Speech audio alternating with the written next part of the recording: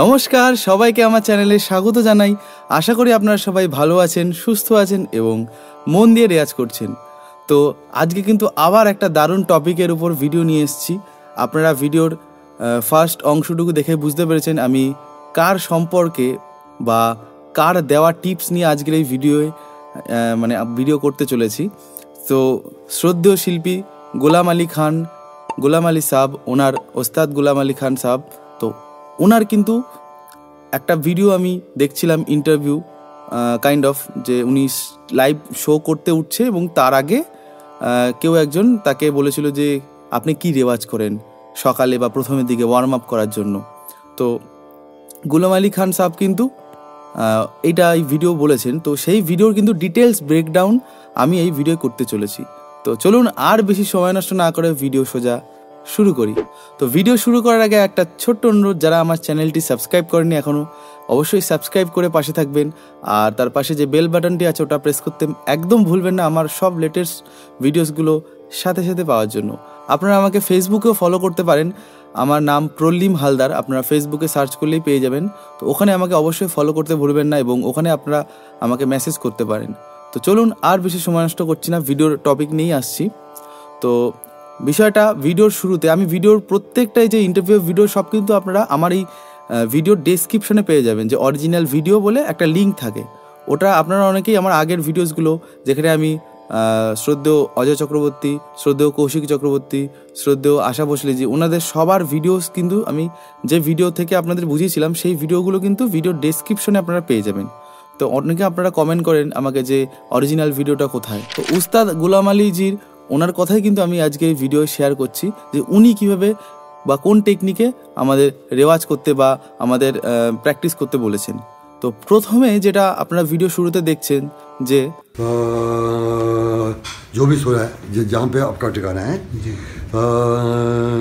প্রথমে কিন্তু সা, এবং সায়ের পরে কিন্তু মধ্য সপ্তকে না, প্রথমে মন্দ সপ্তকে, যে সা, এই সা আপনারা কিন্তু আপনাদের পিছেই করবেন। উনিও সেই কথাটাই বলেছেন যে নিজের সা অর্থাৎ নিজের পিছে কিন্তু আপনারা প্র্যাকটিস করবেন। আমি আমার পিছে আপনাদের দেখাচ্ছি। তো সা, এবার কি করছেন উনি, মন্ত্র সপ্তকের নোটসগুলোকে নিয়ে কিন্তু রেওয়াজ করতে বলছেন এবং বলছেন যে 2 মিনিট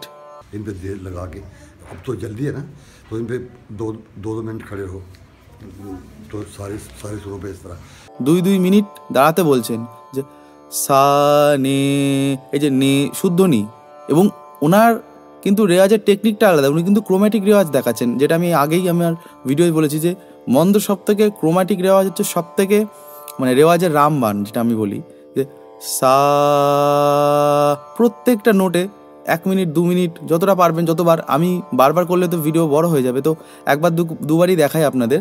তো সা,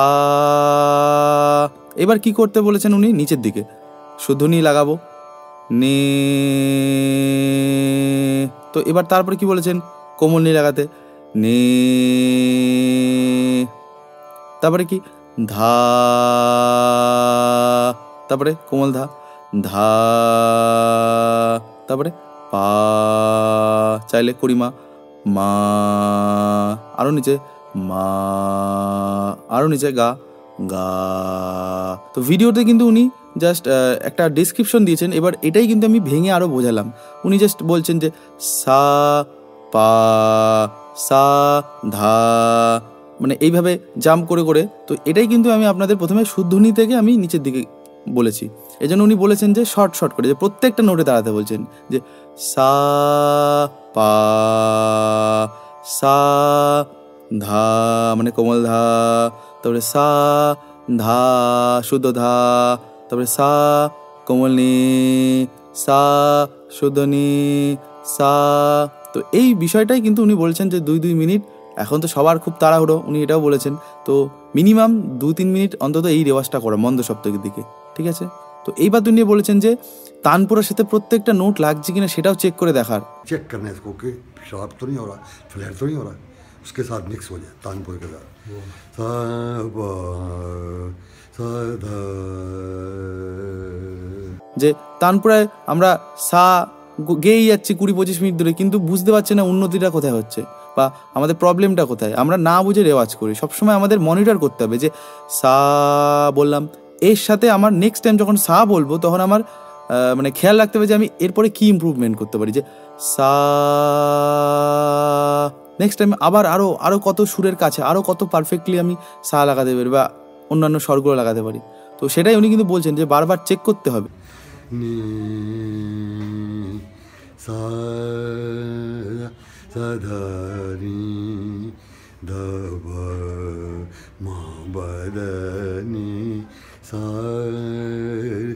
রে গা রে ধা রে নি ধা রে নি ধা পা ধা নি সা, उसको जाना है रे गा मा রে ধা রে নি সা রে গা মা পা ধা পা। তো ভিডিওর তারপরে অংশে উনি কি বলেছেন, যেহেতু উনি শাস্ত্রীয় সঙ্গীতের একজন শিল্পী, তো উনি কিন্তু একটা রাগকে নিয়ে উনি জাস্ট মানে এলাবোরেট করছে যে ভৈরবী ঠাটের উপরে যে নি ধা রে সব কোমল করে, ঠিক আছে। তো উনি বোঝাচ্ছিল।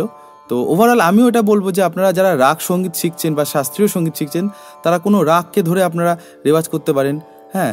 অথবা আমি যেটা বলি যে ক্রোম্যাটিক, যে সব স্বর লাগবে, মানে সা কোমল রে, শুদ্ধ রে, কোমল গা, শুদ্ধ গা, মা, করিমা, পা, এইভাবে কিন্তু আপনারা রেওয়াজ করতে পারেন। এবং এই রিলেটেড এর আগে সকালের কমপ্লিট রেওয়াজ A to Z আমার কয়েকটা ভিডিওর আগেই আছে, আপনারা আমার চ্যানেল ঢুকে কিন্তু এই ভিডিওসটা পেয়ে যাবেন যে সকালে কী রেওয়াজ করতে, এই জিনিস আমি বলেছিলাম। তো তারপরে উনি করতে করতে হঠাৎ করে রাগের জাস্ট চলনগুলো বা নোটগুলো গাইতে গাইতেই উনি জাম্পিং প্র্যাকটিস করতে বলছেন। পা সা পা সা ধা সা মা সা গা সা। তো তারপরে উনি বলেছেন যে এই যে আমরা শুদ্ধ এবং কোমলে রেওয়াজ করি না, আমরা শুধু সা রে গা মা পা ধা নি সা সব শুদ্ধ, আমরা কিন্তু আমাদের কোমল স্বরের রেওয়াজ বা তীব্র মধ্যমের রেওয়াজ কিন্তু দেওয়াই হয় না। তো সেই ভিডিওসগুলো কিন্তু আমার এর আগে অনেক পাল্টায় আমি আপনাদের দেখিয়েছি শুদ্ধ এবং কোমল স্বরের রেওয়াজ। তো আপনারা যদি চান আমি আরও একটা ভিডিওস বানিয়ে দেবো যে কোমল স্বরের দুর্বলতা কীভাবে কাটাবেন। শুদ্ধ স্বর চলে আসে যে সা রে, কিন্তু সা রে এইটা আসতে অনেকটা টাইম লাগে আপনাদের। তো চাইলে আপনারা যদি কমেন্ট করেন সেই রিলেটেডও কিন্তু আমি ভিডিও বানিয়ে দিতে পারি। তো এরপরে উনি যেটা বলছেন যে এই যে সা রে মানে এটা কোমল রে, তারপরে সা রে এটা শুদ্ধ রে, এইভাবে যে নোটের ডিস্টিংক্ট করা, যে একটা রে রে রে শুদ্ধ এবং কোমল এই স্বরগুলোর যে পার্থক্য, এইগুলোই কিন্তু আপনাদের রেওয়াজ করতে বলছে। যে সা গা সা গা, এই যে কোমল গা, এটা বুঝতে হবে যে সা গা যেরকম আমরা শুদ্ধ স্বর লাগাই সা গা, সেরকম আমাদের কোমল স্বর লাগাতে হবে যে সা গা। তো সা রে সা, তো এইভাবে কিন্তু উনি বোঝাতে চাইছেন যে শুদ্ধ এবং কোমলের রেওয়াজ দুটোই দরকার। সা রে সা গা সা মা সা পা অ্যান্ড সো অন, উপরে শব্দ যাচ্ছেন। তো এইভাবেই কিন্তু আপনাদের এই রেওয়াজটা করতে বলছে। তারপরে উনি কি বলছেন,